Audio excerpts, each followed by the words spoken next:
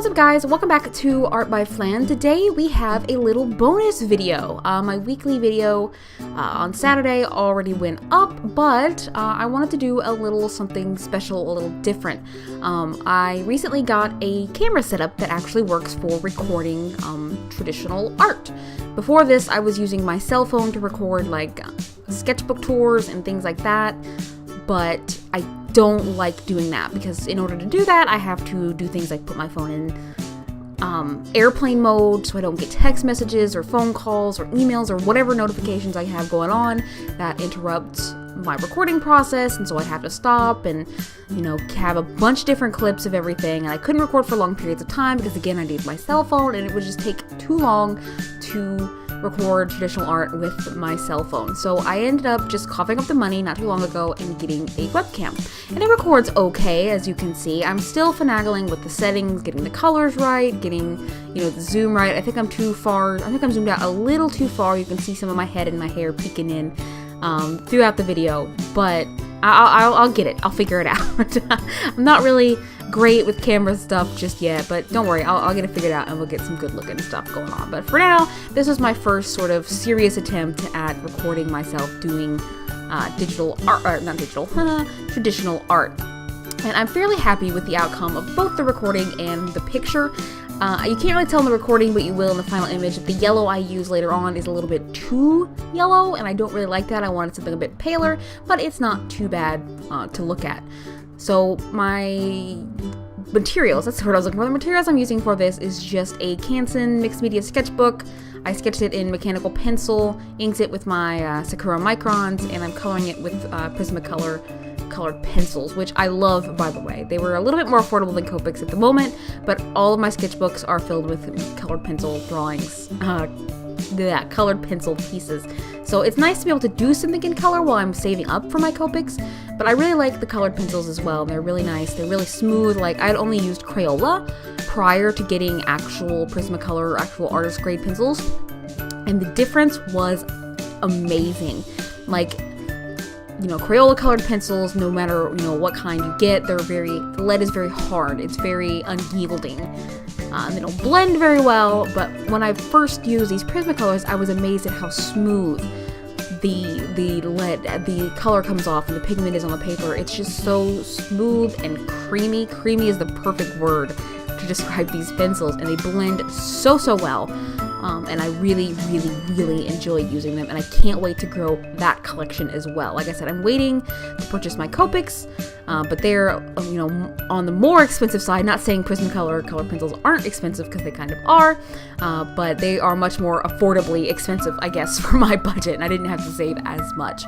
But, I only got like a 48 set, which is a fair number. I'm able to do quite a lot with those 48 color pencils, and I bought a couple of extra, like some grays and a colorless blender, which, to be honest, you don't really need. I'm able to blend just fine without it. It does come in handy occasionally, but you definitely do not need it for colored pencils like you probably don't need it for Copics either, but I see a lot of people really enjoy using it. For this picture, I just wanted to do something simple, so I just did a little girl dressed in Lolita, one of my favorite subjects. The dress is designed by me. Normally when I draw Lolita, it's inspired by something else, another actual release, but this one was all me, and I'm really sort of happy with how it came out. Again, I don't like how bright the yellows came out, which you'll see later on, but I do like how, I really wanted the pink and the reds to be the main element, but because that yellow was so bright and I wasn't able to get it any lighter, it does take away some of the focus, which isn't bad. Like I said, it didn't come out awful, but I wished I could have, brought the pinks more into focus. So here I am just working on that. I didn't really have a set color scheme while I was sketching, but by the time I finished, I knew I wanted it to be pink. Because I use my pinks a lot, I guess. As you can see, some of my blues and stuff there are fairly long. I do take my Prismacolor pencils with me to work when I do sketches and stuff there.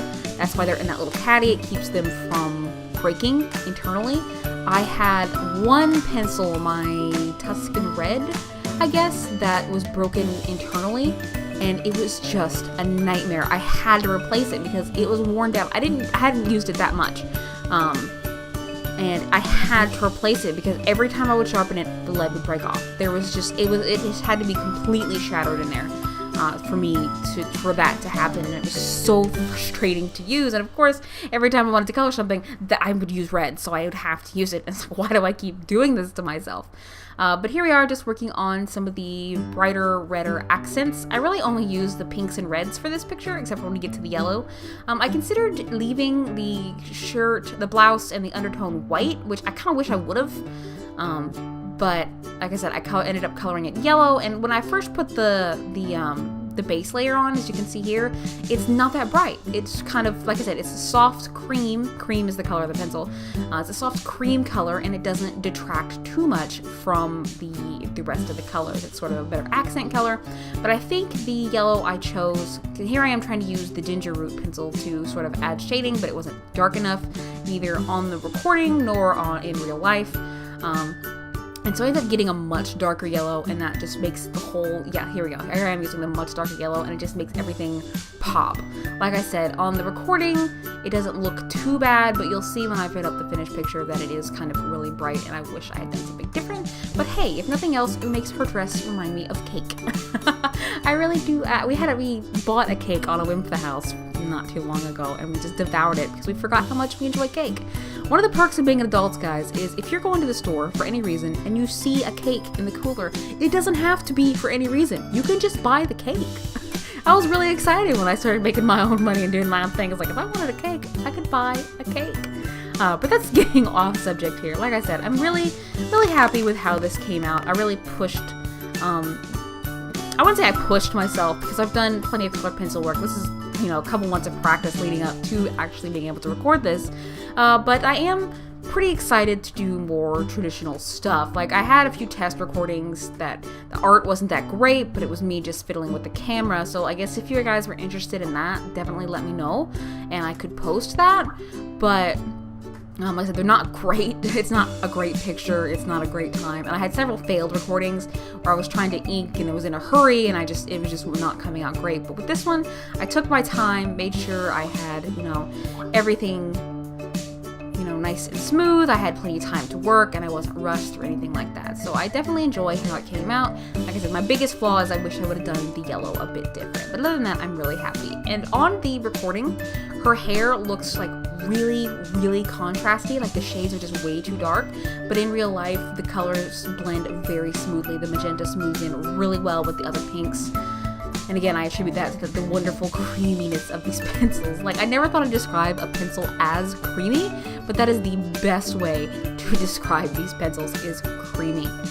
But we're just working on finishing up the details on her bodice. Like, it moves, like, watching myself do traditional art is much more interesting than watching myself do digital art, because watching this come together is just really, really cool, and I really, really enjoy it, and I can't wait to do more for you guys.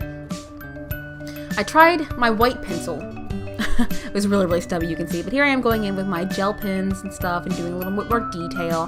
One thing I like about the Sigma Uniball, which I'm using here, is it lays on like paint almost, the ink does, so you can kind of chip away at it. Like, I felt the highlights on her hair were much too strong, so I went back in with the colored pencil later on and sort of chipped away some of the white to make it look a little bit, and here I am, to make it look a little duller and a little bit more, fluid with the picture.